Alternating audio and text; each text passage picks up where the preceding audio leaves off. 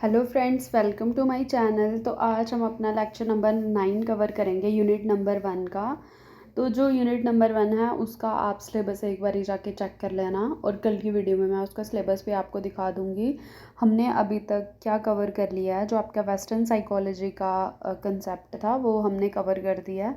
जैसे स्टार्टिंग में जो इमर्जेंस ऑफ साइकोलॉजी यूनिट है उसमें, ठीक है, हमने स्ट्रक्चरलिज्म, फंक्शनलिज्म, फिर उसके बाद जेस्टाल साइकोलॉजी, फिर आपका ये psycho analysis, behaviourism, humanistic approach और आपके कॉग्निटिव साइकोलॉजी, ये सारा हम कवर कर चुके हैं। ठीक है, ये सारी चीज़ें हम कर चुके हैं लास्ट अपने टॉपिक्स में, जब हमने लास्ट वीडियो करी थी। ठीक है, लास्ट टॉपिक में हम ये सारी चीज़ें कवर कर चुके हैं।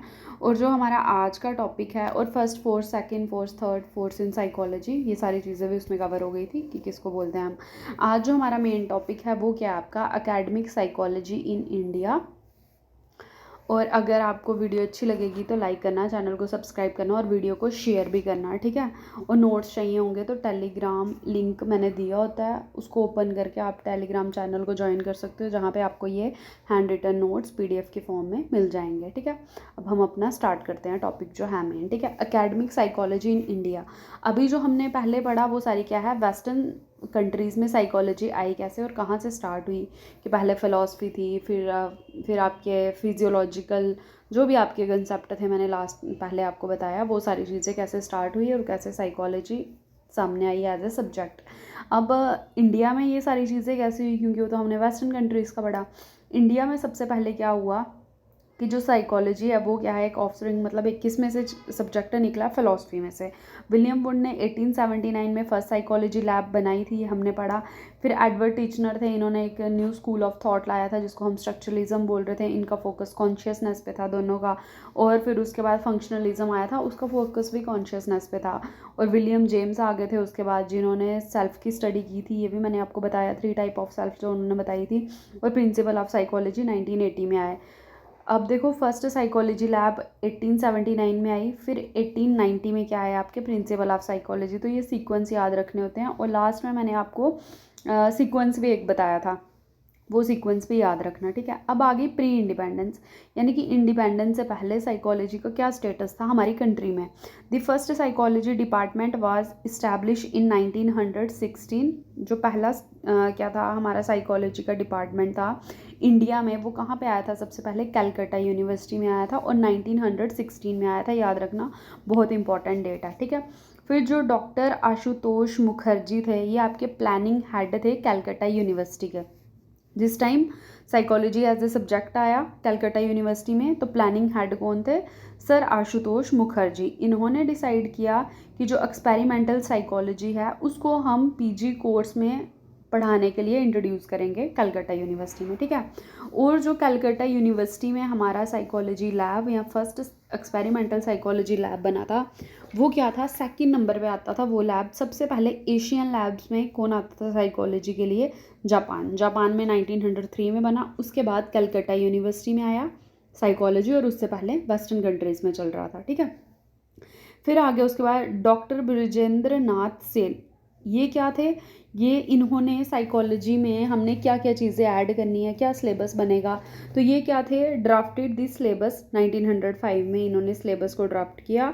किसके कहने पे किया, आशुतोष मुखर्जी के कहने पे इन्होंने सिलेबस बनाया, किसका, साइकोलॉजी का सिलेबस ड्राफ्ट किया सबसे पहले। ठीक है, और जब सिलेबस बना 1905 में, एग्जैक्ट उसके 11 ईयर के बाद क्या हो गया, 1916 में पहला साइकोलॉजी का डिपार्टमेंट इंट्रोड्यूस हो गया, कहाँ पे, कलकत्ता यूनिवर्सिटी में। ठीक है, तो ये सीक्वेंस याद रखना, सबसे पहले जापान में आया था एशियन कंट्रीज़ में 1903 में।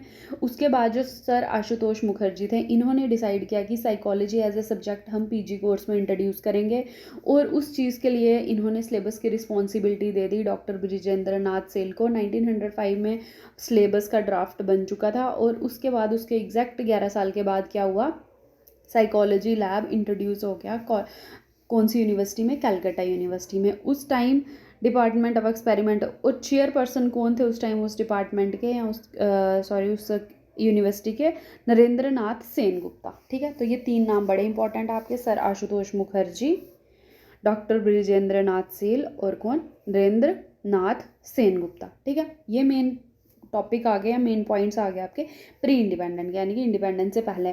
और जो लैब पे मेन रिसर्च हो रही थी, मेन टॉपिक्स क्या थे, depth perception, psychophysics and attention. तो स्टार्टिंग में जो साइकोलॉजी में, इंडिया में साइकोलॉजी के रिलेटेड जो एक्सपेरिमेंट हुए, रिसर्च हुई हैं, वो इन टॉपिक्स पे हुई हैं।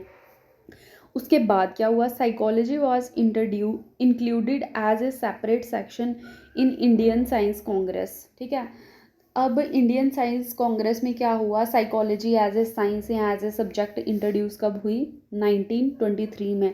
पहले दूसरे सब्जेक्ट के साथ इसको इंक्लूड करके पढ़ा जाता था, बट अलग से एक सेपरेट सब्जेक्ट ये कब इंट्रोड्यूस हुई थी, 1923 में। इंडियन साइकोलॉजिकल एसोसिएशन कब बना, 1924 में। और इंडियन जर्नल ऑफ साइकोलॉजी पहला कब आया, 1926 में। और ये बड़ी ज़्यादा इंपॉर्टेंट डेट्स है, अभी तक मैंने जितनी भी डेट्स बताई आपको, पेपर में इसका सीक्वेंस पूछते हैं। फिर कलकत्ता यूनिवर्सिटी को क्या बोला गया, alma mater of psychology in India, किसको बोलते हैं, कलकत्ता को। ठीक है, उसके बाद क्या हुआ, जो आपके सेनगुप्ता थे, सेनगुप्ता यानी कि डॉक्टर सेनगुप्ता। ठीक है, इन्होंने क्या किया, इन्होंने इसको छोड़ दिया कलकत्ता यूनिवर्सिटी को। सेनगुप्ता यानी कि आपके जो क्या थे, ये चेयरपर्सन थे। ठीक है, डिपार्टमेंट के साइकोलॉजी के जो चेयरपर्सन थे कॉलेज के, उन्होंने क्या किया, छोड़ दिया, अपनी पोजीशन को छोड़ा। और उनकी जगह कौन आ गया, गिरिजेंद्र शेखर बोस।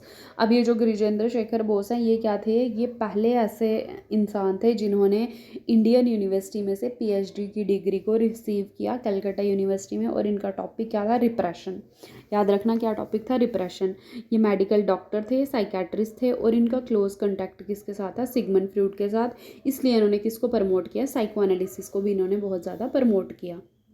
ठीक है, 1922 में क्या हुआ, इन्होंने क्या किया, अब ये सारी चीज़ें किसके बारे में चल रही हैं, गिरिजेंद्र शेखर बोस के बारे में चल रही हैं।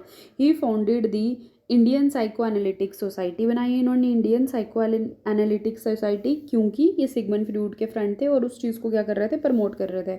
विद 2 ईयर लेटर, जो कि 2 साल के बाद किस में एफिलिएट, किसके साथ हो गई, इंटरनेशनल साइको एनालिटिक्स सोसाइटी के साथ एफिलिएट हो गई। ठीक है, इंडियन साइको एनालिटिक्स सोसाइटी बनाई और उसको 2 साल के बाद किसके साथ एफिलिएट कर दिया गया, इंटरनेशनल साइको एनालिटिक्स सोसाइटी थी जो। ठीक है, उसके साथ। उसके बाद आ गया 1940 में क्या हुआ, लिम्बनी पार्क मेंटल हॉस्पिटल कलकत्ता का इस्टेब्लिश हुआ। 1947 में जनरल समीक्षा आया, जनरल समीक्षा का पेपर में भी आया हुआ है। फिर उसके बाद 1924 में क्या हुआ, अब देखो सबसे पहले जो पहला डिपार्टमेंट था इंडिया में साइकोलॉजी का, कहाँ पे थे, कलकत्ता में था। दूसरा कहाँ पे आ गया, 1924 में आया, पहला 1916 में आया था, फिर 24 में आया। Second oldest department of psychology, university of Mysore. और उस टाइम के उनके हेड कौन थे, MV गोपाला स्वामी। ठीक है, और इधर जो यूनिवर्सिटी ऑफ मैसूर है, इधर MA डिग्री साइकोलॉजी में मिलती थी, बट 1998 के बाद वो MA डिग्री इन्होंने MSc डिग्री में कन्वर्ट कर दी। ठीक है, तो सेकेंड ओल्डेस्ट डिपार्टमेंट क्या आ गया आपका, मैसूर आ गया। ठीक है, उसके बाद डिपार्टमेंट स्टार्टेड, और कौन से डिपार्टमेंट स्टार्ट हुए, 1938 में अप्लाइड साइकोलॉजी विंग भी स्टार्ट हो गई, विंग नहीं है सॉरी, विंग है। ठीक है, तो अप्लाइड साइकोलॉजी विंग 1938 में आ गई आपकी। 1943 में क्या हुआ, department of psychology emerge from the department of philosophy in university of Madras. तो थर्ड जो आपकी स्टेट है जहाँ पे साइकोलॉजी इंट्रोड्यूस हुई थी, थर्ड नंबर पे वो कौन सी है आपकी, यूनिवर्सिटी ऑफ मद्रास। ठीक है, तो ये था आपका प्री इंडिपेंडेंस, यानी कि इंडिपेंडेंस के पहले साइकोलॉजी के रिलेटेड क्या चीज़ें चल रही थी। अब आ गया आपका क्या, पोस्ट इंडिपेंडेंस, मतलब इंडिपेंडेंस के बाद। 1946 में क्या हुआ, साइकोलॉजी यूनिवर्सिटी ऑफ पटना में इंट्रोड्यूस हुई और 2 ब्रांचेस खुली, कौन सी, एक्सपेरिमेंटल साइकोलॉजी और अप्लाइड साइकोलॉजी। ठीक है, यानी कि सबसे पहले नंबर पे 1916 में थी आपकी कलकत्ता में, 1924 में आपकी आ गई कहाँ, मैसूर में। फिर 1938 में अप्लाइड साइकोलॉजी इंट्रोड्यूस हुई। 1943 में आपका कहाँ पे आ गया, मद्रास में आ गई। और 1946 में उसके 3 साल के बाद पटना में भी आ गई। इतने से आपका सीक्वेंस आपको पता होना चाहिए। ठीक है, और फिर उसके बाद क्या हुआ, 1924 में निमहांस आ गया। 1956 में UGC जो आपकी एक फंड प्रोवाइड करती है, वो बॉडी इंट्रोड्यूस हुई। और उस टाइम तक 1956 तक 32 डिपार्टमेंट साइकोलॉजी के इंट्रोड्यूस हो गए थे 1960 तक, ठीक है। 1961 में क्या हुआ, psychology at MA level and clinical psychology was provided. MA level पे भी साइकोलॉजी इंट्रोड्यूस हो गई और क्लिनिकल साइकोलॉजी भी पढ़ाना स्टार्ट हो गए थे। और निमहांस में क्या होने लगा, क्लिनिकल साइकोलॉजिस्ट को ट्रेन कर रहे थे निमहांस में, रांची में और मेंटल हॉस्पिटल इन कलकत्ता में, 3 जगह पे क्लिनिकल साइकोलॉजिस्ट को प्रैक्टिस या फिर ट्रेनिंग देना भी स्टार्ट हो चुकी थी। 1955 में क्या हुआ, diploma in medical psychology start हो गया और 1967 में फर्स्ट पीएचडी स्टार्ट हो गई थी, ठीक है। कहाँ पे, निमहांस में। 1968 में क्या हुआ, Indian association of clinical psychologist यानी कि IACP इंट्रोड्यूस हुआ। और ICSSR जो आपका क्या कर रहा है, रिसर्च को मोनीटर करता है, आपकी सोशल साइकोलॉजी के रिलेटेड जितनी भी रिसर्च होती हैं उनको मोनीटर करता है, यानी कि Indian council of social science research भी इंट्रोड्यूस हो गया था। निमहांस को पहले क्या बोलते थे, national institute of mental health and neuro science, but अब इसका नाम चेंज होके क्या हो गया, all Indian institute of mental health. ये क्वेश्चन पेपर में आ सकता है, ठीक है। तो आज के टॉपिक में हम आज के लेक्चर में इतना ही कवर करेंगे। प्री इंडिपेंडेंस का किया हमने, कैसे कैसे सीक्वेंस चला, क्या डेट्स आपको याद रखनी है, ये आप अपने ध्यान से ये वाले नोट्स भी फॉलो कर सकते हो और इधर से अपने खुद के नोट्स भी बना सकते हो, ठीक है। और कल हम करेंगे 1950s में जब एंटर हो गया तो तब क्या हुआ, क्या सोशल इश्यूज आए, क्यों आइडेंटिटी क्राइसिस आया, अच्छा फिर इंडिजिनाइजेशन का कंसेप्ट क्या था, ये सारी चीज़ें हम करेंगे कल के टॉपिक में, ठीक है। तो कल आपकी ये चीज़ें कंप्लीट हो जाएंगी और इसके बाद जो हम नेक्स्ट टॉपिक करेंगे वो पैराडाइम्स इन साइकोलॉजी करेंगे, यानी कि आपकी ऑन्टोलॉजी आ गई, एपिस्टेमोलॉजी आ गई, वो सारे टॉपिक आपके लेक्चर नंबर 10 में हो जाएगा, ठीक है। तो अगर वीडियो अच्छी लगी होगी तो लाइक करना, चैनल को सब्सक्राइब करना और वीडियो को शेयर भी करना, और कोई भी डाउट होगा तो कमेंट करके पूछना। Thank you.